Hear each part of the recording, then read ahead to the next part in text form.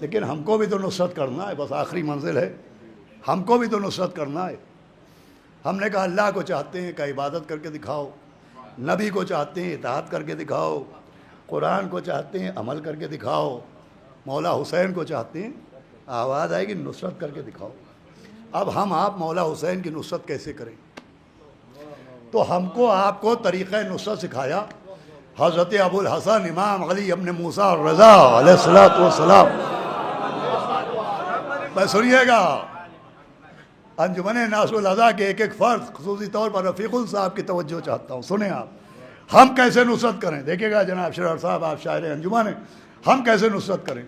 تو 8ویں امام نے سکھایا، راوی کہتا ہے 8ویں امام ایک تو بڑے شان و شوکت سے اپنی مسند پر بیٹھے رہتے تھے، اور بڑے سے بڑا رئیس آ جائے، جاگیردار آ جائے، امام کسی کے استقبال کے لیے اپنی مسند سے اٹھتے نہیں تھے، جسے کہتے ہیں ویلکم کرنا۔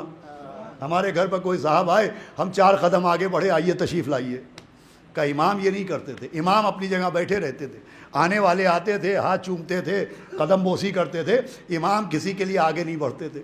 میں کہوں گا بڑھیں بھی کیوں، اگر کبھی کعبہ حاجیوں کی طرف بڑھا ہوتا تو کیا ہے، توجہ ہے کہ نہیں آپ کی، تو امام بھی عوام کی طرف بڑھتے۔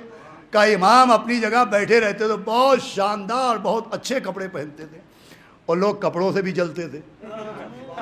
چھٹے امام کے لیے ملتا ہے کہ بہترین شاندار کپڑے، اور مولا حسن مولا حسین تو جنت کے لباس پہنتے تھے۔ ایک تھا بہت ہی مکار سفیان صوفی، ظاہر بوریا پہنے رہتا تھا، اور اندر ریشم سے بدن کو ٹھنڈک دیتا تھا، لوگوں کو بیوقوف بناتا تھا۔ چھٹے امام جا رہے ہیں، اس نے کہا کہ آپ فرزند رسول ہیں، فرزند امیر المومنین ہیں، آپ جو یہ کپڑے پہنے ہیں اتنے قیمتی، تو آپ کے نانا رسول خدا تو ایسے کپڑے پہنتے نہیں تھے، آپ کے دادا امیر المومنین تو ایسے کپڑے پہنتے نہیں تھے۔ تو امام نے کہا سنو، ہمارے نانا اور دادا کا زمانہ مسلمانوں کی غربت کا زمانہ تھا، یہ شان و شوکت کا زمانہ ہے۔ اگر ہمارے دادا اور نانا ایسے کپڑے پہنتے تو لوگوں کی دل آزاری کا سبب بنتا، وہ ہم نہ پہنیں گے تو ہمارے شیعوں کی ذلت کا سبب بنے گا۔ ایک بہت اہم بات مجھے یاد کرنا ہے۔ اب اکثر و بیشتر توجہ فرمائیے گا، ایک طبقہ یہ کہتا تھا ویسی عزاداری کیجئے جیسے معصومہ کے دور میں ہوتی تھی، ویسی عزاداری کیجئے جیسے معصومین کے زمانے میں ہوتی تھی۔ ارے بھیا، جیسے لباس زمانے کے حساب سے بدلا، ویسے ہی طریقہ عزا بھی تو زمانے کے حساب سے بدلے گا۔ بنی امیہ کے دور کی عزاداری اور ہے، کشمیری محلے کی عزاداری۔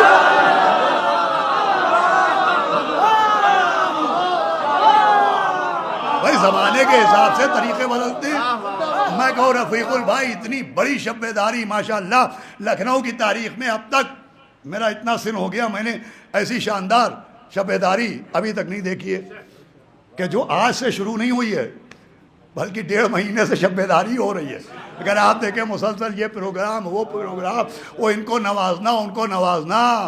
ارے اتنی دولت بھی نہیں تیرے خزانے میں یزید، جتنا ایک شے کا آزادار لٹا دے۔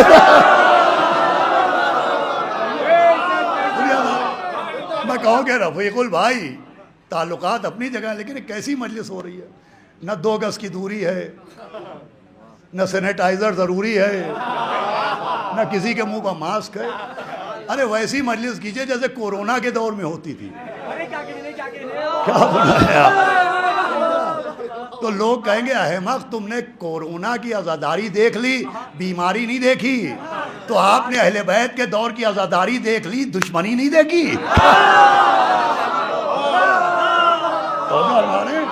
لوگ کہتے صاحب ایسے ماتم، ایسی شب بیداریاں اماموں کے دور میں تو ہوتی نہیں تھی، ویسی عزاداری کیجئے جیسے 4تھے امام کے دور میں، 5ویں امام کے دور میں۔ تو میں یوں ہی نہیں وہ لاغر ہوں، بولنے کے علاوہ لڑنے کی طاقت ہے ہی نہیں مجھ میں، میں بالکل سرنڈر ہوتا ہوں۔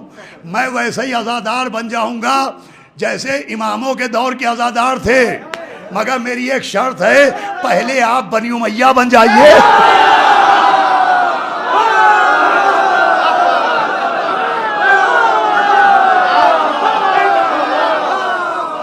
آپ متوکل بن جائیے، آپ منصور دوانقی بن جائیے،